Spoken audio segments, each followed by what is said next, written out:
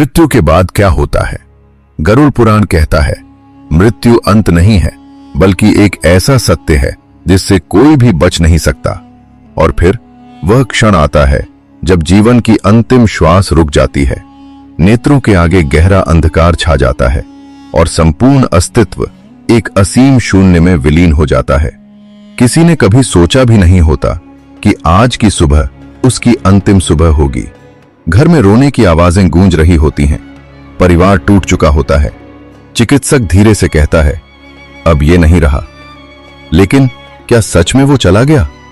नहीं, जो गया है वो सब कुछ देख रहा होता है, अपनी ही देह को, अपने ही परिवार को, ऊपर से आत्मा के रूप में। गरुड़ पुराण के अनुसार मृत्यु के तुरंत बाद आत्मा अचंभित हो जाती है। उसे समझ ही नहीं आता ये क्या हुआ। वो चिल्लाती है, पुकारती है, मैं यहीं हूं, क्या तुम मुझे देख नहीं सकते? लेकिन उसकी आवाज अब इस संसार तक नहीं पहुंचती, क्योंकि अब वह इस लोक की नहीं रही। वह अपने प्रियजनों के पास जाती है, अपने बच्चों को गले लगाने की कोशिश करती है, अपनी मां का हाथ पकड़ना चाहती है, लेकिन हर बार उसके हाथों में केवल खालीपन आता है। वो छूना चाहती है पर छू नहीं पाती।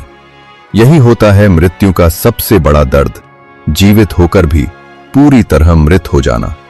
तभी अचानक एक अजीब सी ठंडक फैलती है, वातावरण भारी हो जाता है और उसी क्षण उसके सामने प्रकट होते हैं यमदूत। काले, विकराल, आंखों में अग्नि, हाथों में लोहे की जंजीरें। उनकी आवाज गूंजती है, चलो अब समय आ गया है, तुम्हारे कर्मों का हिसाब होगा। और यहीं से शुरू होती है आत्मा की वास्तविक यात्रा, जहां न कोई संबंध काम आता है, न धन न नाम। साथ जाता है तो केवल तुम्हारा कर्म, एक एक कर्म जो ब्रह्मांड में अक्षरों की तरह अंकित है। याद रखो, मृत्यु अंत नहीं है, यह एक द्वार है जिसके उस पार केवल सत्य है, निर्दय, अडोल, अपरिहार्य सत्य, जहां हर किसी को जाना ही पड़ता है, चाहे वो राजा हो या रंक। यही है गरुड़ पुराण का पहला सत्य।